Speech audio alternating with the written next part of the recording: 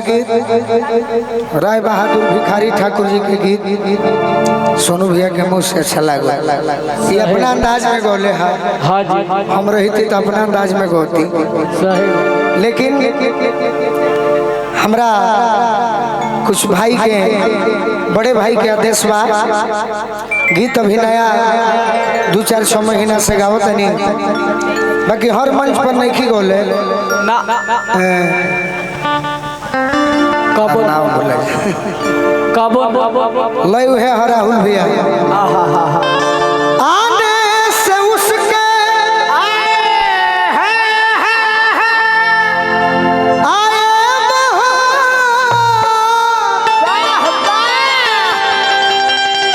जाने से उसके अरे जाए कि बड़ी मस्तानी है मेरी दिलरुबा। अब यही गीत के हम गाई हाँ जी, तके नहीं के सुनले यूट्यूब पर सही बात। एकरा में अपन लिख लगा देबो, हाँ उहे नया हो जाई, नया हो जाएगा। लइका को हता के मैडम ए मैडम हमारा बेचैनी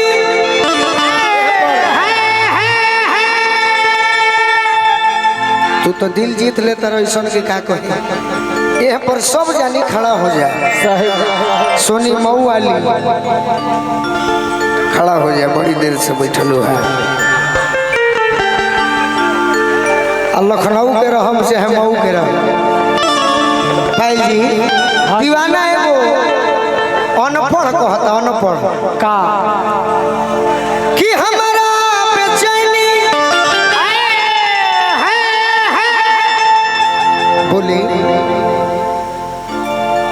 पहले अकेले हो तो दीदी के संग ठीक बा बैठे कि हमारा बेचैनी ये तो बतिया के दुख बाकी केहू गोलू राजा के अकेले नहीं के सुनो। सही बात। आ जब गोलू राजा केहू जोरे गा देता रे कुछ बोल देता रे तो लोग कहते कि भाई गोलू राजा कौनो लेडीजन के रेल देता।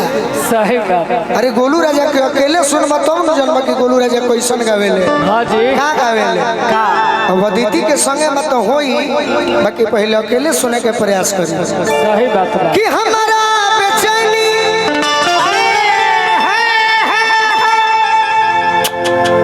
गाड़ी लड़े अरे तोरा ई घाटी के ओर चन गड़े यही से कहतनी यही से कहतनी अरे चल गोरी प्यार करी आज खड़े खड़े आज खड़े गोरी प्यार करी चला गोरे प्यार करी आज खड़े खड़े हमारा बेचैनी बगाड़ी लगे तोरा ई घाटी के ओर चन गड़े हमरा बेचैनी गाड़ी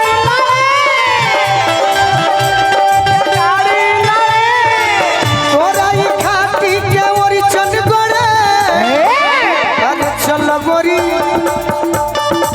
चलो चलो अरे चल गोरी प्यार करी आज खड़े खड़े चला गोरे प्यार करी आज खड़े खड़े चला गोरे प्यार करी आज खड़े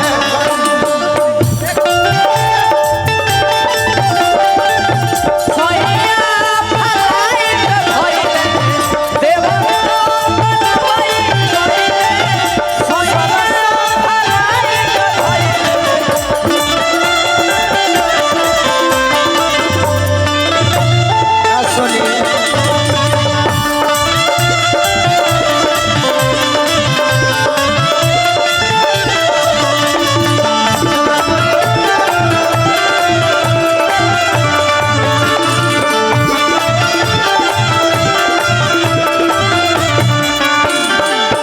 और का तू हमार बात मान जेबू तो जीवन भर आज भोगबू।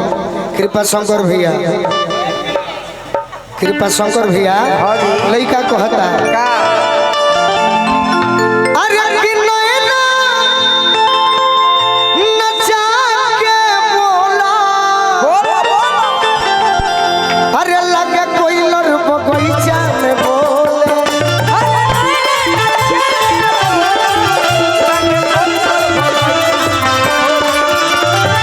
नैना नचा के बोला लगे कोई लड़ बगीचा में बोले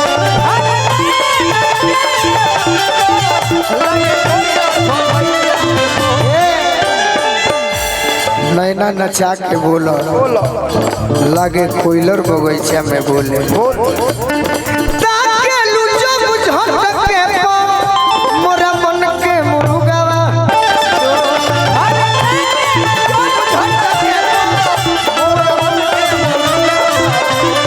ताके लुचो बुझत के पा मोरा मन के मुरुगावा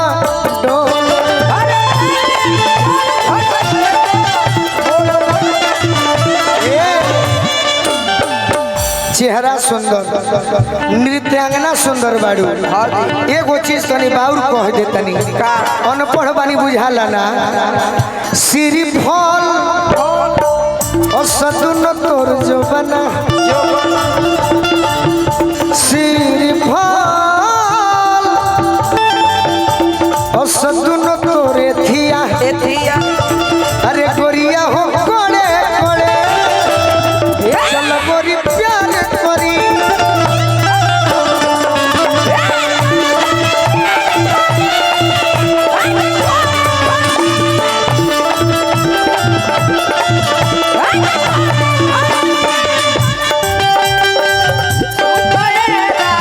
हरिया मुहावा बुढ़ारी में हरिया हरिया बादशाह साहब अजी चाचा चल गोरी प्यार करी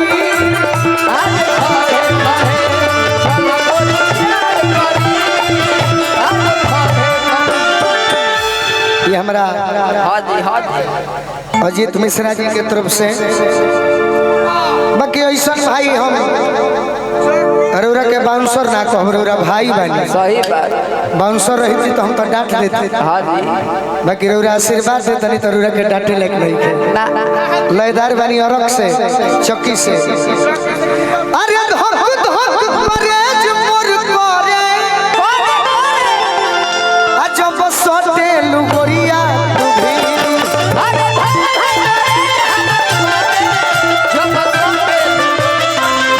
धक धक मरेज मोर करे जब सटे लुगोरिया तू भी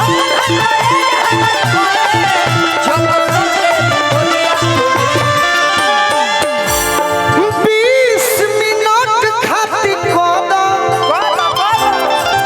ई जवानी तू हमारा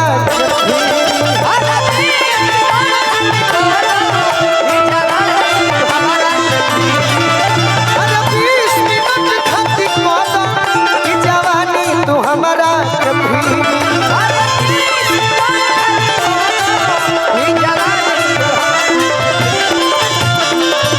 और का और का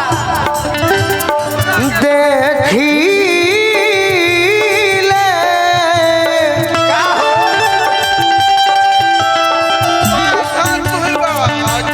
सही बात अजीत चाचा की ओर से नहीं ना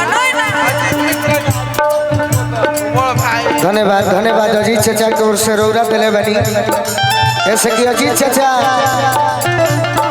रौरा में अंतर बा रौरा दे के हलो करतनी अजीत चाचा आशीर्वाद दे के बैठल रहतनी गंभीर में अयथी में तने अंतर बा ताहार तो जवाब नहीं है बैठब ना हाजी बहुत सुंदर अति सुंदर रौरा और बॉडी गार्ड बनल जाए तीनों पति मुकेश यादव जी बाउसर साहबारा जिला देखी ले का अरे रोज तोरे सपना सपना बेड पे पड़े पड़े शंकर भगवान के के भी हमें एक से भूत आइल बड़े। सही अरे चलो गोरी प्यार करी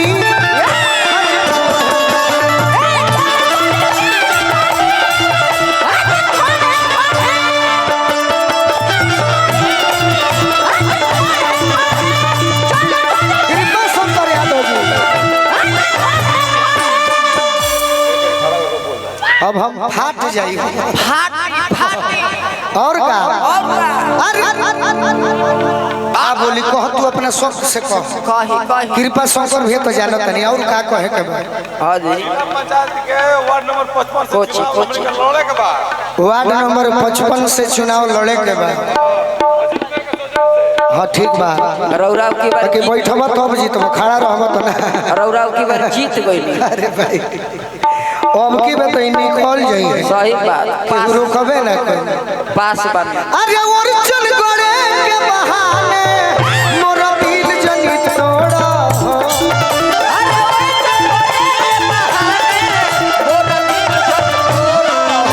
आज भर काम तू चला ऐसे मुहावा ना मोड़ा।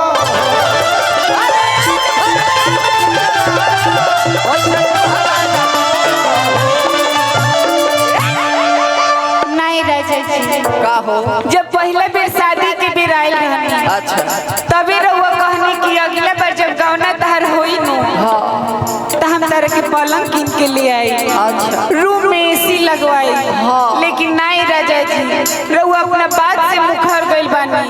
अभी ले देखो तनी कि घर के कोना में खटिया के पड़ले बा। पहले जैसे एगो बात टूटल रहल अब तो लौकत कि दूसरो बादियों रे सरिया टूटी गइल बा। का करी मैं पैसा बाबूजी के दवाई जखमी भैया ए भैया अरे गोलू आके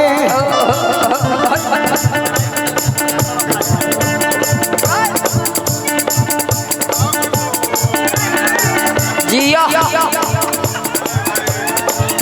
वार्ड नंबर संजय यादव जी 55 भैया के आशीर्वाद मिलल बा।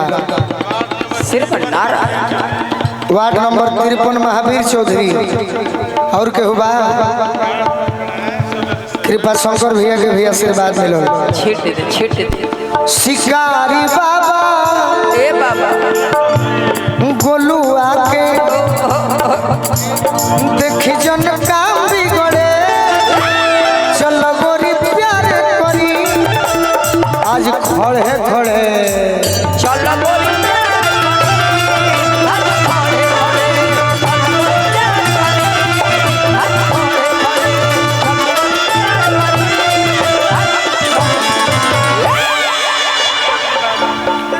सुधीर चौधरी जी की ओर से माधोपुर ना भूख सुधीर चौधरी जी की ओर से कृपा शंकर यादव जी हजारों रुपए का आशीर्वाद। वाह मुन्ना यादव जी की ओर से बहुत बहुत आशीर्वाद। ठीक धन्यवाद। चलिए गुलू भैया वही जे कि हमारा अरे लाज लागे आई कोई से कोरावा में लड़की के शादी भइल बा। हाँ जी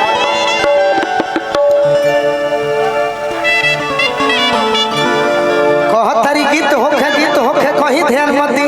अरे